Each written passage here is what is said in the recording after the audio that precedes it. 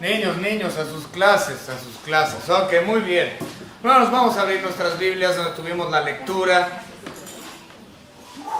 Jueces, capítulo 1. Acabamos de empezar esta serie, hermanos. Apenas hemos tenido dos sermones, dos mensajes acerca de este libro, que fue la parte de introducción al libro. Entonces, estamos empezando ya nuestra serie, ahora sí, en el capítulo 1. Todo lo que hemos visto los últimos dos domingos solamente fue la sección introductoria al libro de los jueces. Entonces, ahora ya vamos a comenzar, hermanos, con capítulo 1 y versículo 1.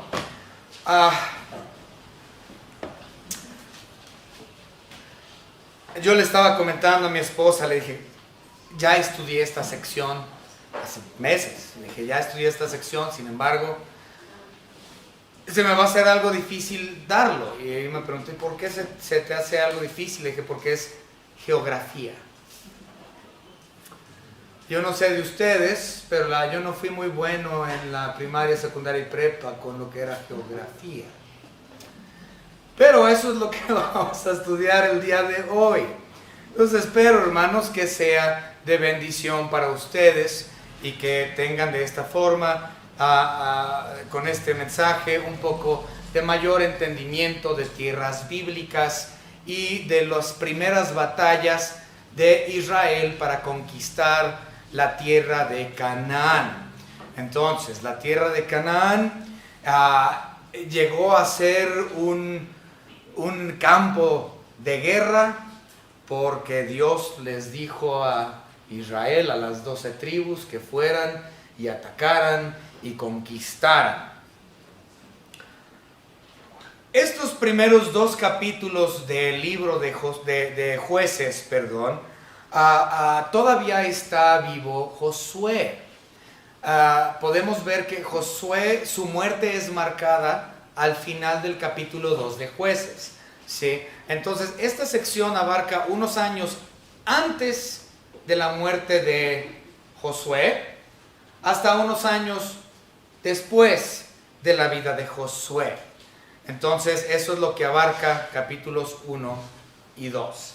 Entonces, ese lapso de años, unos años antes de su muerte, hacia unos años después. Entonces, con eso sabemos lo que es el tiempo histórico de esta sección del libro, lo que viene siendo capítulos 1 y 2.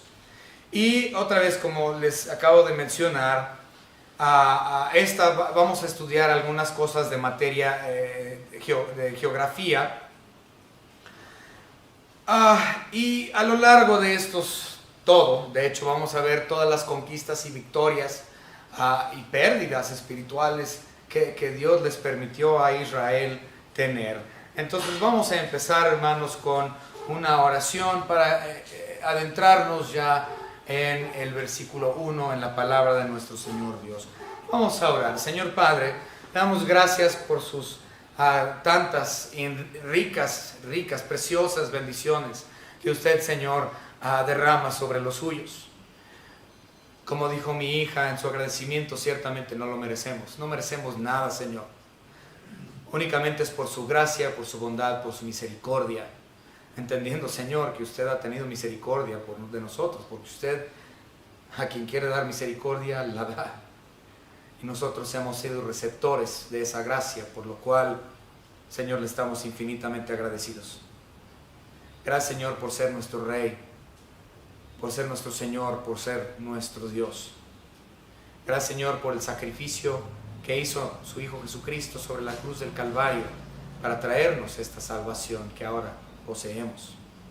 Gracias, Señor, por esta su iglesia local y por las iglesias alrededor nuestra y todo el cuerpo de Cristo en el mundo, Señor, que está predicando las verdades profundas de su palabra. Señor, gracias le damos por esas buenas iglesias. En el nombre de su Hijo Jesucristo, nuestro único y propio Salvador, le agradecemos por todo. Amén. Muy bien, versículos 1, hermano, vamos a empezar con el versículo 1. Dice la palabra: aconteció después de la muerte de Josué, que los hijos de Israel consultaron a Jehová diciendo. Entonces, Josué muere, Cuando Josué muere, dice que ellos consultaron a Jehová. La muerte de Josué realmente termina con una etapa en la historia hebrea, donde Israel sale de vivir una vida mayormente nomádica. Ustedes recuerdan, bajo Moisés, cuando salieron de Egipto, ellos estuvieron dándole vueltas ahí al desierto del Sinaí, viviendo una especie de vida nomádica. No tenían como tal un gobierno bien establecido, no tenían una mentalidad de nacionalista, porque Israel como nación no existía. Eran tribus,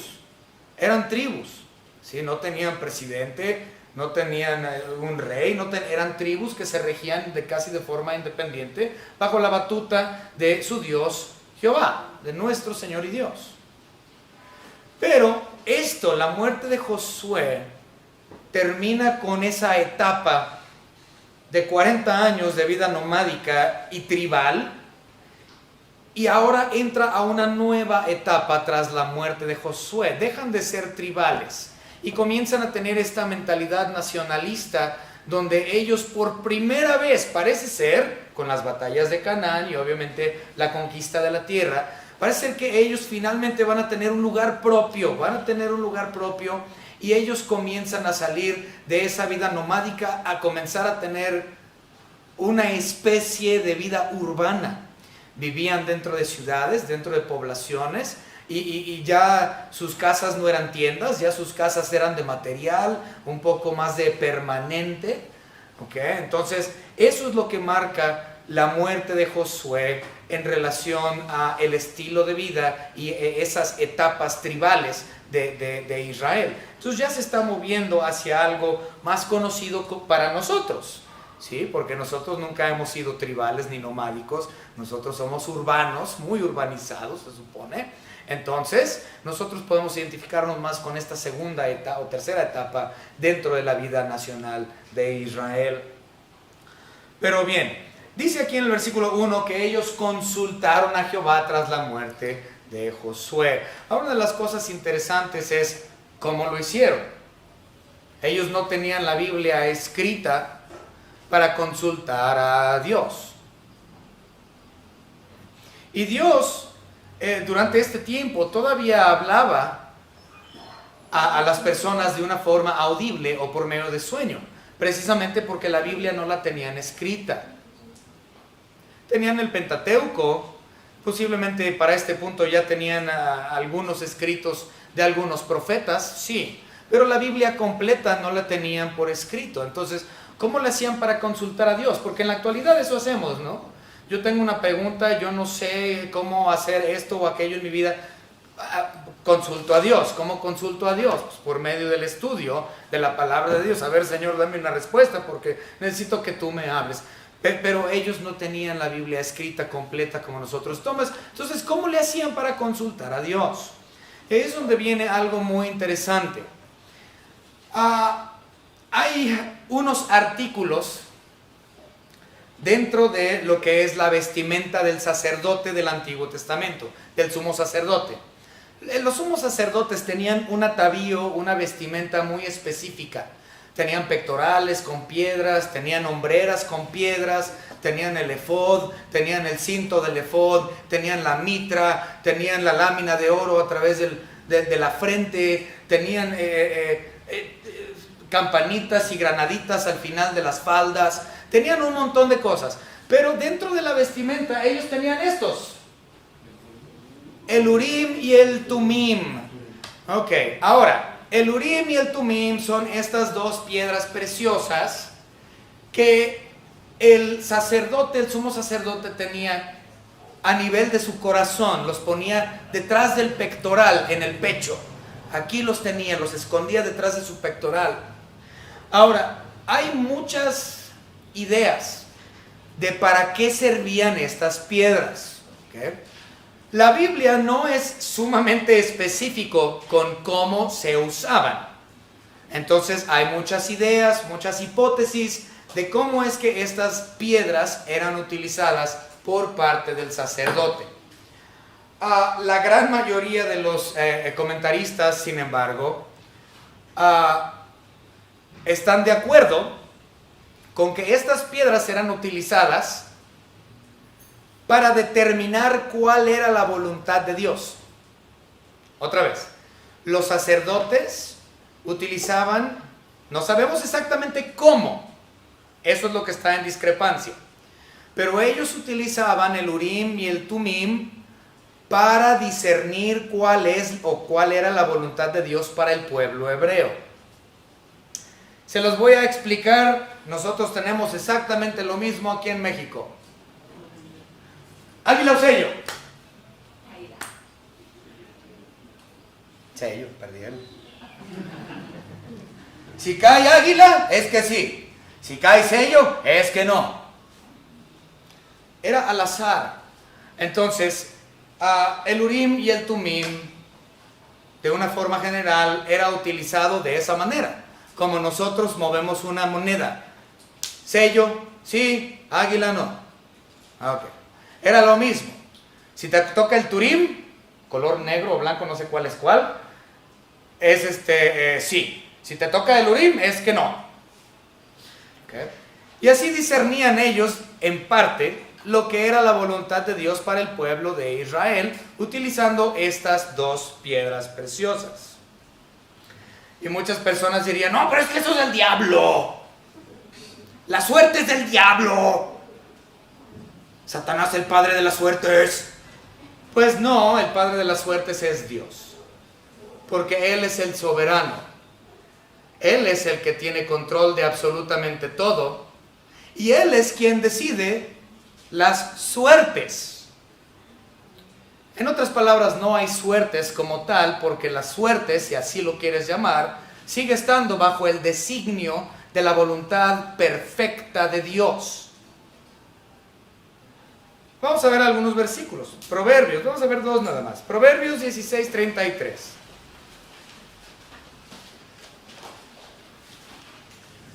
Proverbios capítulo 16, de hecho uno de mis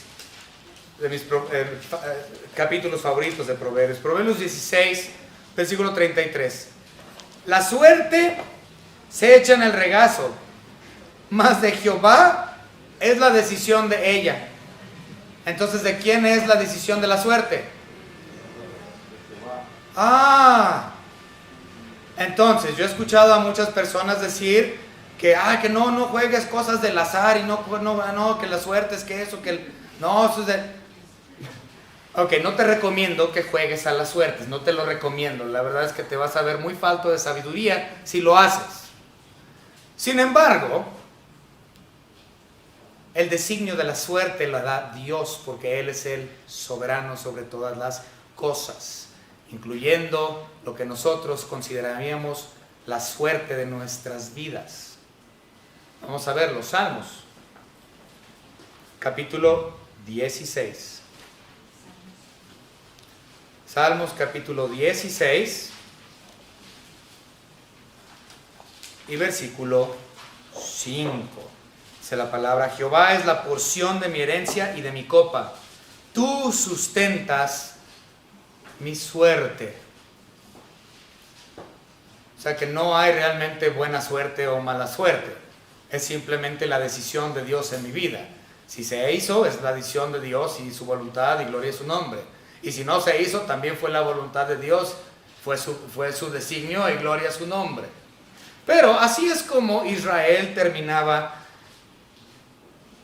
preguntándole a Dios cómo llevar las cosas. Posiblemente era por medio del Urim y el Tumim. Perdón, disculpen. Vamos a verlo. Éxodo capítulo 28. Éxodo capítulo 28. Y vamos a leer únicamente el versículo 30. Pero le recomiendo que lea todo el contexto cuando tenga tiempo, es muy interesante.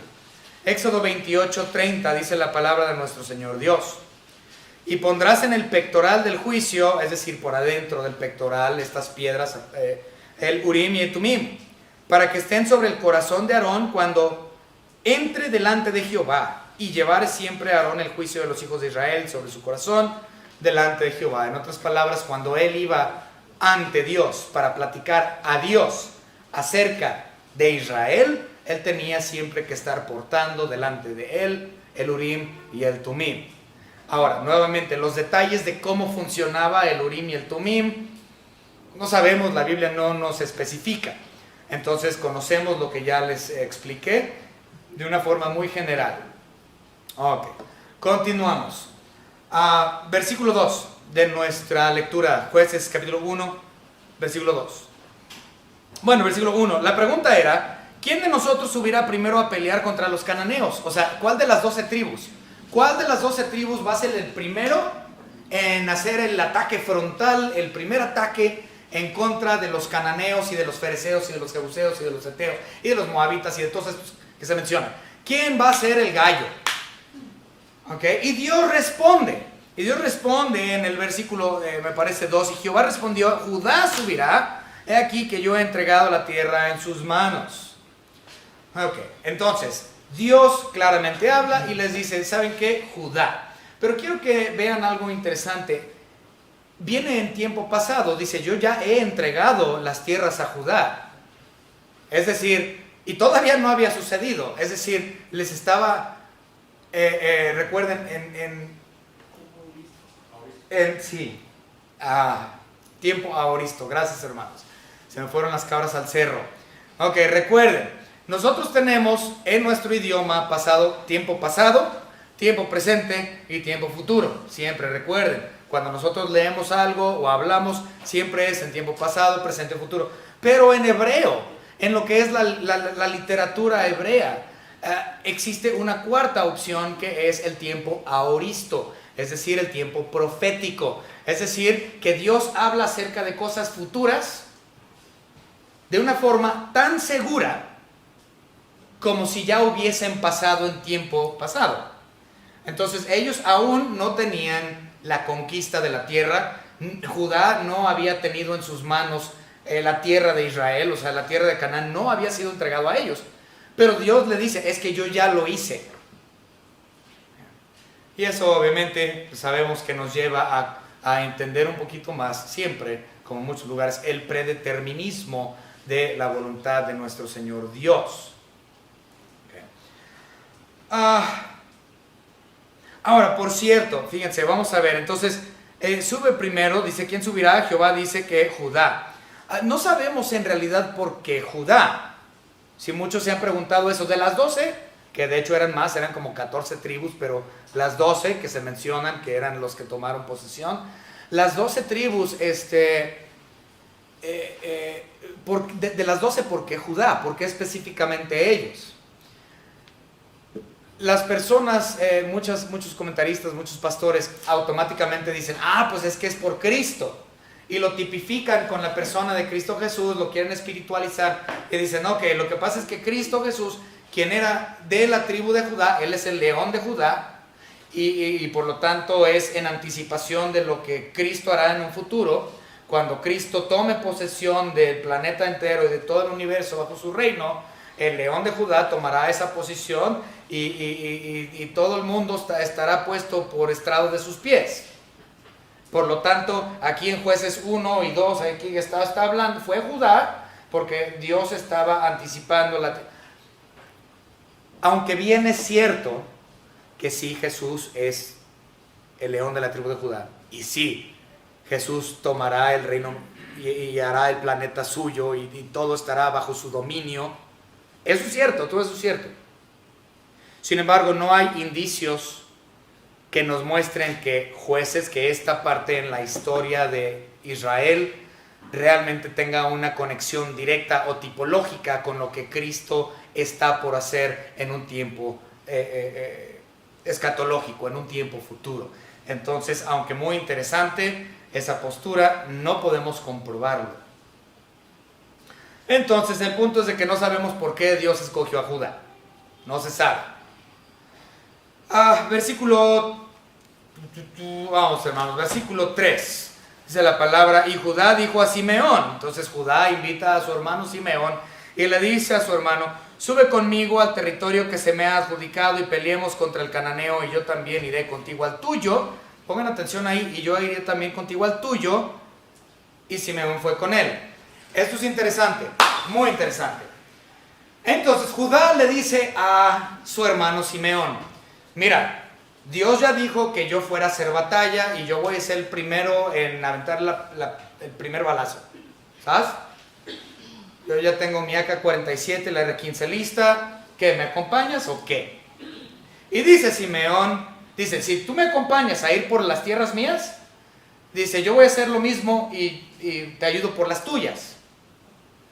Y dice Simeón, su hermano, va, deja sacar la 45. Entonces ya van las dos tribus hermanas, Judá y por su invitación Simeón, ya van para traer los primeros ataques en contra de los cananeos.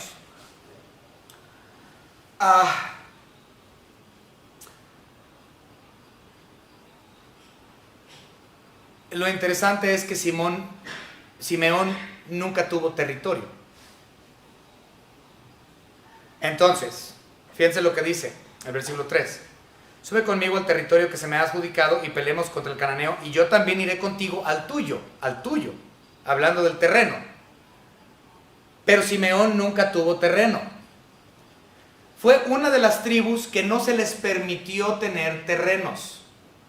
¿Okay? Si ustedes recuerdan, Jacob tuvo más de 12 hijos. ¿Sí? Solamente a 12 de ellos se les dio tierra. Simeón no fue uno de ellos. De hecho, Jacob mismo dijo que Leví y Simeón iban a ser errantes en las tierras de sus hermanos. Vamos a verlo. Génesis capítulo 49. Génesis capítulo 49. Y vamos a leer los versículos 5 al 7. Esas son las palabras de Jacob un poco antes de morir.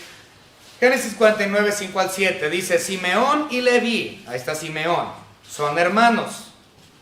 Armas de iniquidad sus armas, porque mataron y asesinaron los dos, ¿no? En su consejo no entré mi alma, ni mi espíritu se junte en su compañía, porque en su furor mataron hombres, y en su temeridad desjarretaron toros. Maldito tu furor que fue fiero y su ira que fue dura, y los aparté en Jacob, y los esparciré en Israel. Entonces van a estar esparcidos, no les promete tierras, les promete que van a ser esparcidos entre sus hermanos. Y los esparciré en Israel, Judá, y te alabarán tus hermanos, tu mano en la cerviz de tus enemigos. Entonces Judá era completamente lo opuesto. Judá iba a ser amado, Judá iba a ser alabado por sus hermanos, los hijos de tu padre se inclinarán a ti, cachorro de león, hablando de Cristo Jesús, Judá. Entonces, Simón y Leví por asesinos no tuvieron nada, iban a ser errantes en la tierra de Israel. Judá, a diferencia de ellos, fueron bendecidos. Ahora, si ustedes notan, aquí tenemos una imagen de cómo fueron repartidas las tierras entre las 12 tribus. Ahí está Aser, Neftalí, Manasés, Zabulón, Manasés, Gad, Efraín, Gad, Rubén, Judá, y aquí tenemos a Simeón.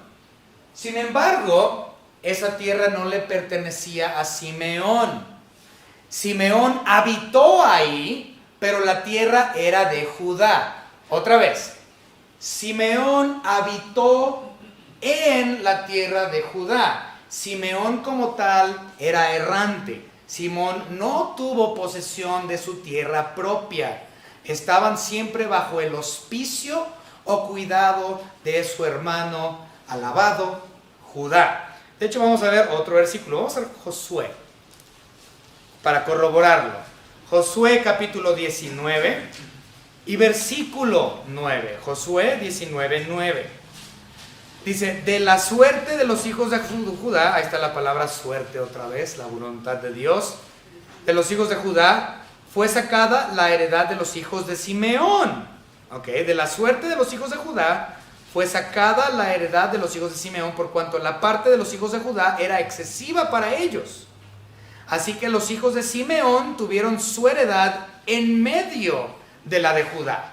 En otras palabras, Judá era el dueño de las parcelas y Simeón tan solo tuvo un pedazo ahí dentro de las tierras que eran de su hermano Simeón. Judá. Entonces Simeón no tuvo tierras propias jamás. Entonces, aquí estamos viendo en los inicios de las guerras de Canaán, podemos ver esto que es muy interesante, que desde un inicio Judá le dice a Simeón: vente mi hermanito, vamos a hacer guerra juntos. Yo te protejo en lo tuyo, tú me proteges en lo mío.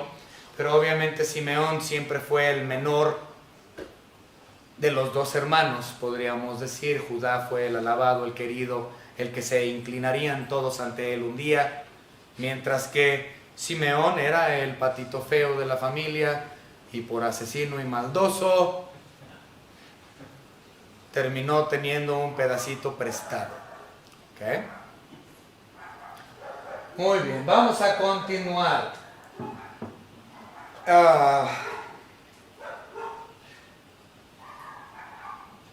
Versículo 4 de nuestra lectura.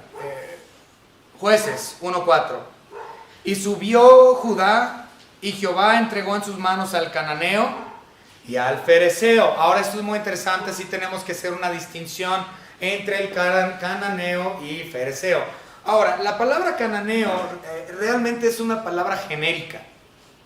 Que muchas personas piensan que los cananeos era una sola tribu o una sola nación, pero esto es falso. Los cananeos era una palabra genérica para designar a toda persona que vivía en esas tierras. Es decir, los moabitas, los jebuseos, los edomitas, los filisteos, los cananeos, todos los que vienen aquí mencionados, eran considerados cananeos. Sin importar si eras jebuseo o moabita o edomita o lo que fueras, eras considerado cananeo. Entonces, cananeo era el término genérico de todas esas tribus, con la excepción de los fereceos. Los fereceos es completamente otra entidad, es otra gente, es otra sangre, es completamente otro asunto, muy parecido a los filisteos que estudiamos la semana pasada, que también es muy interesante acerca de los filisteos. Los filisteos no son cananeos, los fereceos no son cananeos, todos los demás lo son. ¿Okay? Entonces tenemos tres grupos: fereceos, cananeos y filisteos. Entonces estos realmente son los tres grupos, pero cananeos otra vez es genérico para cualquier otra tribu o nación que estaba ahí en la zona. Los fereceos eran, al igual que los cananeos, un pueblo muy antiguo. Ellos ya estaban en tierras de Canaán antes de que llegase Abraham. ¿Sí? Para cuando llegó Abraham, el fereceo y el cananita ya estaban ahí, ya existían. Antes de Abraham ellos ya estaban ahí.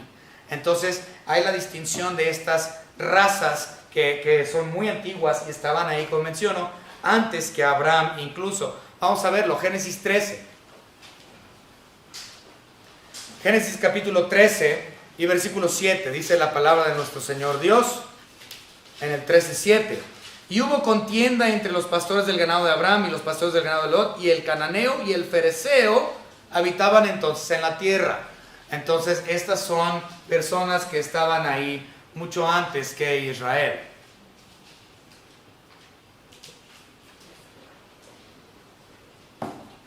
Continuamos. Versículos 5 al 7. Ahora, en nuestra lectura de los versículos 5 al 7 nosotros tenemos algo muy interesante. Tenemos la historia de un individuo ahí, un rey, que se llamaba Adonibesec. La palabra Adoní significa señor y Besec era la zona. Entonces podríamos decir el señor de la zona o de la ciudad o del área de Besec. ¿Okay? Entonces el señor de Besec. Era más bien un título que el nombre del individuo como tal. como decir faraón, o como para decir Asuero, o algo así, o decir presidente. No es su nombre, sino el título. Era el señor del lugar que se conocía como Besek. Muy bien, entonces, este hombre, Adoni-Besek, si ustedes siguen más adelante, él recibió su merecido. Judá y Simeón lo alcanzan y lo derrotan, y ellos lo tomaron prisionero y le mocharon los dedos de los pies y los dedos de los pies, los gordos. Estaba así el amigo. No podía agarrar un vaso de agua, nomás así. Y había una razón por la cual lo mutilaron. Había una razón muy específica por la cual le quitaron los pulgares, los dedos de los pies, los dedos de las manos, los pulgares. La razón era porque en aquellos tiempos, en el Mediterráneo, en la zona del Mediterráneo, una persona mutilada o deforme en alguna manera era imposibilitado por cultura y por ley o por como ustedes gusten, lo imposibilitaba a una persona defectuosa o mutilada tener decisiones y poder político, poder ceremonial y poder militar. No nada más era una cuestión de humillación. Aquí dice que estaba él abajo comiendo porque él había hecho lo mismo con otros 70 reyes. O sea, Adoni-Besek le cortó los pulgares a 70 otros. ¿Okay? Y dice que ellos comían las migajas debajo de su mesa. O sea, sí es una cuestión de humillación el quitarle a los reyes los pulgares y los de los pies. Pero era mucho más que nada más un castigo de humillación. Era una cuestión de dejarlos incapacitados para decisiones militares, incapacitados para decisiones civiles y ceremoniales. Ellos eran incapacitados para la guerra porque sin los pulgares no podían levantar un arma bélica. A ver, agarra una lanza con estos 4 y aviéntala. Agarra una espada nomás con estos 4. No puedes. Entonces, al removerle los pulgares, lo hacía imposible para que éste agarrara un arma y por lo tanto ya no podía tomar decisiones bélicas. Ahora, en el caso de Israel, Dios dijo algo muy similar a Israel también, que los mutilados y los que estaban deformes no podían servir ni en la iglesia, ni en lo ceremonial, ni en lo civil, ni en nada. No podían tomar decisiones si venían mutilados. Entonces, Dios también lo tenía explícito para el pueblo israelita. Vamos a verlo. Vamos a encontrarlo. Levítico. Vámonos a Levítico, hermanos. Levíticos. Capítulo 21 y versículos 16 al 24. Dice la palabra de Dios. Pongan atención. Ahora, esta es ley de Dios para los israelitas. Y observen, es lo mismo básicamente. Dice: y Jehová habló a Moisés diciendo: habla a Aarón y dile: ninguno de tus descendientes por sus generaciones que tenga algún defecto se acercará para ofrecer el pan de su Dios, porque ningún varón en el cual haya defecto se acercará, varón ciego o cojo o mutilado o sobrado, o varón que tenga quebradura de pie o rotura de mano, o jorobado o enano, o que tenga nube en el ojo, o que tenga sarna o empeine o testículo magullado. Ningún varón de la descendencia del sacerdote Aarón en el cual haya defecto se acercará para ofrecer las ofrendas encendidas para Jehová. Hay defecto en él, no se acercará a ofrecer el pan de su Dios, etc. Entonces, ningún mutilado, ningún jorobado, ninguna persona que tenía glaucomas en los ojos, ningún sobrado, es decir, que tengas 6 dedos en vez de 5, o 2 orejas, o yo que sé, que eres cíclope, no sé. Entonces, si tú eras deforme, si eras mutilado, si tenías un problema, no podías servir. Entonces, por eso es que Simeón y Judá le cortaron los pulgares de las manos, de los pies, para que esto mismo fuese hecho con Adoni-Besek. No nada más fue por cuestión de toma un poco de tu propia medicina. No era eso. Sí, muchas personas piensan eso, que Adonibesec, porque él tomó 70 pulgares, entonces le vamos a pagar de la misma forma, córtale los de él. No, o sea, no era una cuestión de venganza, era una cuestión de eliminación total. Garantizaba que él ya no iba a reinar, garantizaba que él ya no iba a pelear, garantizaba que él ya no tenía ningún poder dentro de lo religioso. Entonces era mucho más allá que una simple humillación. ¿Okay? Muy bien, continuamos entonces, hermanos. Versículo 8, Jueces 1:8. Y combatieron los hijos de Judá a Jerusalén y la tomaron. Esto ha de haber sido un día de gran logro. Recuerden, Jerusalén no le pertenecía a los judíos. Esta es la primera vez en la historia de Israel, la primera vez en toda la historia de Israel, que los hebreos toman posesión de Jerusalén. Nunca habían tenido posesión de Jerusalén previo a este día.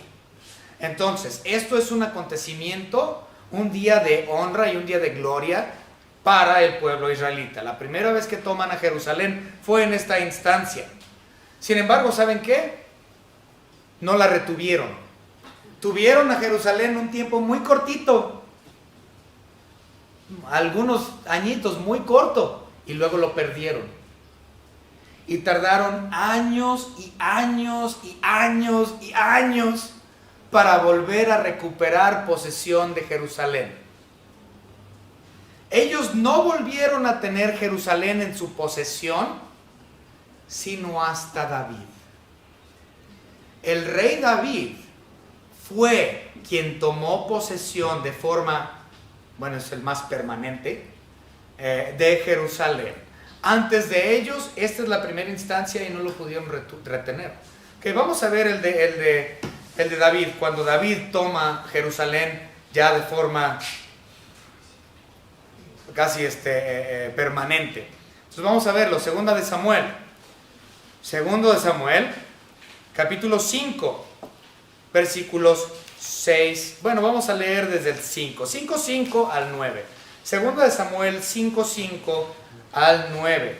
Dice la palabra de Dios: en Hebrón reinó sobre Judá 7 años y 6 meses, y en Jerusalén reinó 33 años sobre todo Israel y Judá. Entonces, fíjense, marchó el rey, es decir, David, marchó el rey con sus hombres a Jerusalén contra los jebuseos, porque los jebuseos eran quien tenían control de Jerusalén. Y dice ahí los versículos, que moraban en aquella tierra, los cuales hablaron a David diciendo: tú no entrarás acá, pues aún los ciegos y los cojos te echarán. Queriendo decir, David no puede entrar acá, es decir, Jerusalén. Pero David toma Jerusalén, en esta ocasión ya de forma permanente. Jerusalén no le pertenecía a Israel hasta David. Muchas personas olvidan eso y piensan: sí, Jerusalén ha sido de Israel desde siempre. No, Jerusalén fue y derrotó a los que ya habitaban ahí, y lo hicieron en varias instancias, pero nunca retuvieron posesión de Jerusalén, lo volvían a perder una y otra vez. Israel peleó múltiples veces para poder quedarse con Jerusalén. Y así como la agarraban, así la perdían. Y luego otra vez la ganaban y así la perdían. Y varias veces pelearon por Jerusalén hasta que David llegó y él tomó posesión de esta forma un poco más permanente, como ya mencioné. Ok, ahora, fíjense, dice ahí en 2 Samuel que ellos pelearon en contra de los jebuseos. Ahora vamos a ver Jueces 1:21. Pongan atención aquí. Jueces 1:21. Mas al jebuseo que habitaba en Jerusalén no lo arrojaron los hijos de Benjamín. Y el jebuseo habitó con los hijos de Benjamín en Jerusalén hasta hoy. Entonces, se supone que deberían de haberlos matado a todos, pero desobedecieron y no los mataron a todos. Y hasta los tiempos de David seguían teniendo problemas con los jebuseos. Y fue cuando David dijo: no, yo voy a marchar a mi ejército y vamos a tomar control de Jerusalén. Y así fue. Pero fueron años hasta que esto sucedió. ¿Okay? Entonces, este acontecimiento de que tomaron a Jerusalén por primera vez Fue un acontecimiento muy importante para los israelitas. Y dice que pasaron a sus habitantes, versículo 8 de nuestra lectura, a filo de espada y pusieron fuego a la ciudad. Pues sí, mataron a muchos, pero no los mataron a todos porque dejaron a los jebuseos con vida. Si hubieran matado a los jebuseos no hubiesen tenido problemas, pero desobedecieron. Versículo 9. Después los hijos de Judá descendieron para pelear contra el cananeo que habitaba en las montañas en el Negev. Entonces vamos a ver un mapa. Vamos a ver un mapa de Jerusalén. ¿Dónde está Jerusalén, hermano? Ahí está Jerusalén. Si bien arriba dice jebuseos. ¿Por qué? Porque los jebuseos eran quienes tenían control de ese lugar y no los israelitas. Entonces Israel tomó control por primera vez en Jueces 1:8 para posteriormente perderlo a los jebuseos y no volver a tomarlo sino años después bajo David. Entonces en la parte de abajo nosotros tenemos al Negev. Si ustedes ven, el Negev es considerada una zona semiárida, semidesierta, porque tenemos a Edom, que está en la parte derecha, que es completamente desértico. Entonces, llegan en el versículo 8, llegan ellos a Jerusalén, destruyen a Jerusalén, le prenden fuego, ponen a sus habitantes a filo de espada, dejan vivo a los jebuseos, y de ahí se van hasta el Negev, para seguir peleando en esta zona en contra de los cananeos. Entonces esta es la estrategia que está llevando a cabo Judá y Simeón. Entonces versículo 9, pelean contra el cananeo en las montañas del Negev. Y dice aquí en los llanos. La palabra llanos es Shefel. ¿Dónde está el Shefel, hermano? Shefela, perdón. Shefela. Bueno, depende de qué rancho vengas. Va. Entonces, yo lo conozco como Shefela. Entonces, tenemos a Shefela, que es donde, aquí dice llanos. Dice que estaban en las montañas de Negev y posteriormente a las llanuras, a los llanos. Bueno, en lo que viene siendo el hebreo es Shefela. Y Shefela viene siendo esa sección cuadrada. ¿Okay?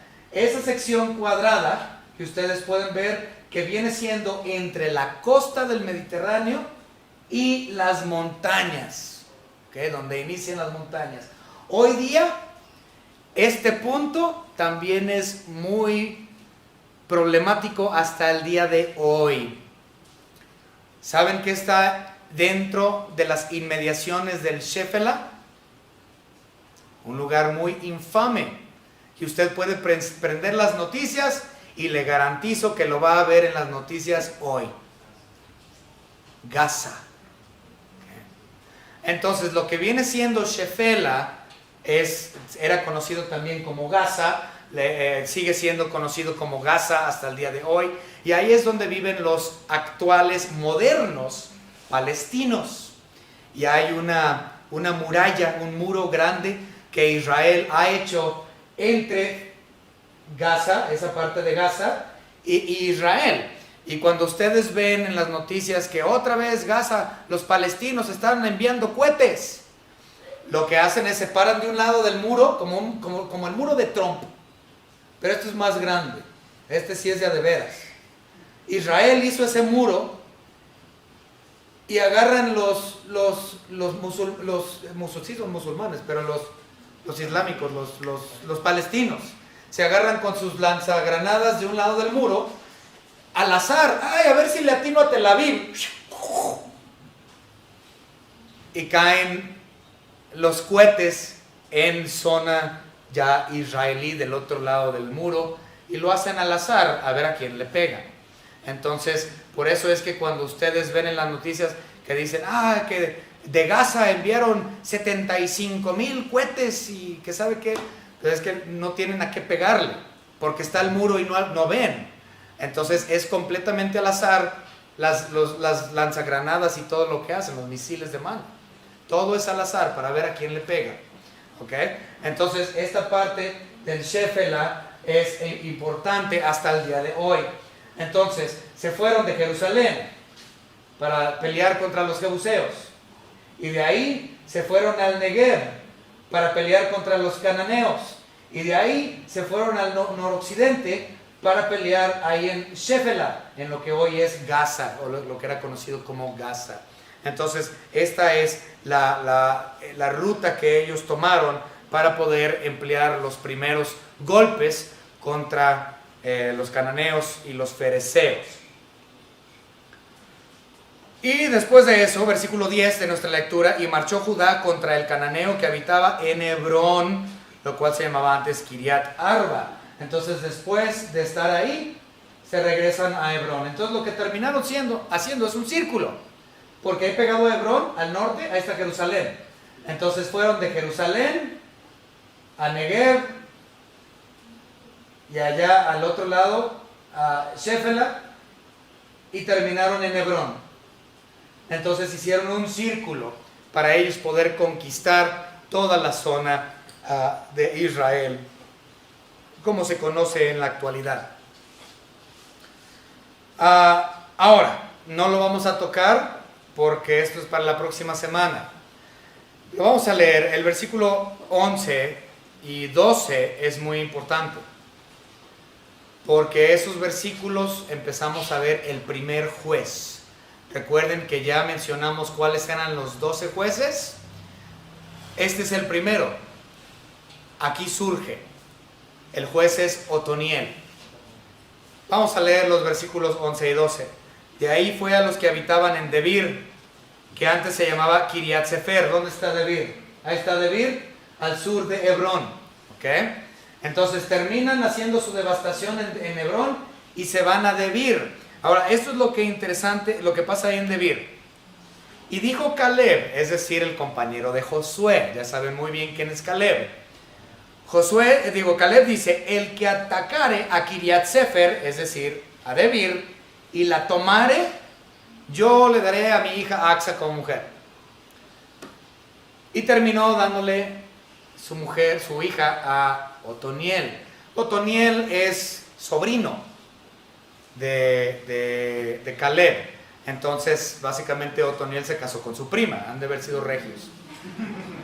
Pero sí, Otoniel se termina casando con su prima, la hija de Caleb, porque Caleb dice, quien tomare a Debir se queda con mi hija, y ese fue su sobrino Otoniel. Entonces, hermanos, este es el primer juez. Y de ahí comienza nuestra gran carrera en los próximos meses de nuestro estudio de jueces, empezando con nuestro primer juez, Otoniel. Espero, hermanos, que hayan aprendido un poco de geografía y de historia a los inicios de las guerras canánitas. Vamos ahora. Señor Padre, gracias le damos por sus grandes y ricas bendiciones. Gracias, Señor, porque podemos aprender acerca de la historia de su pueblo Israel. Podemos ver también sus deficiencias, Señor, a la falta de su sujeción a su persona, su debilidad, su idolatría, sus caídas, pero, Señor, sus restauraciones, porque ellos acudieron a ti y usted nuevamente, vez tras vez, les volvía a dar la victoria. Pero gracias, Señor, que usted es soberano, que a pesar de todo lo que sucedía, de sus faltas de obediencia, de su falta de sujeción, Señor, su voluntad se hizo y se sigue haciendo, y ciertamente se hará. Gracias, Señor, porque podemos aprender un poco más acerca de esta historia israelita, y podemos aprender un poco más acerca de tierras santas por medio de estos mapas que fueron proporcionados. Gracias, Señor, le damos por todo lo que nos ha dado, en el nombre precioso de su Hijo unigénito, nuestro Señor y Salvador Jesucristo. Amén.